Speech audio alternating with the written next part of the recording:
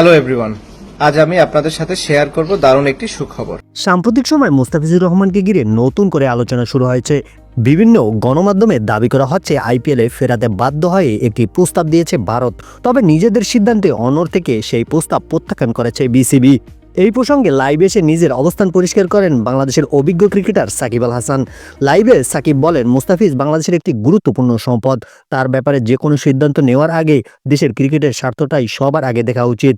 তিনি আরও বলেন, ফ্র্যাঞ্চাইজি ক্রিকেট গুরুত্বপূর্ণ, কিন্তু জাতীয় দলের দায়বদ্ধতা তার চেয়েও বড়। খেলোয়াড়ের ওয়ার্কলোড, ফিটনেস আর ভবিষ্যৎ, এই বিষয়গুলো বিবেচনা নিয়েই সিদ্ধান্ত নেওয়া দরকার। সাকিবের কথাই স্পষ্ট ইঙ্গিত, বিসিবি যে সিদ্ধান্ত নিয়েছে তা আবেগ নয়, বরং পেশাদার চিন্তার ফল। তিনি বলেন, সঠিক সময় সঠিক জায়গায় খেলাই একজন ক্রিকেটারের জন্য ভালো। চাপের মধ্যে সিদ্ধান্ত নিলে সেটি দীর্ঘমেয়াদী ক্ষতি হতে পারে। এই বক্তব্যের পর ক্রিকেট মহলে শুরু হয়েছে নতুন করে আলোচনা। আপনার মতে বিসিবির সিদ্ধান্ত কি সঠিক ছিল? মতামত কমেন্টে জানান।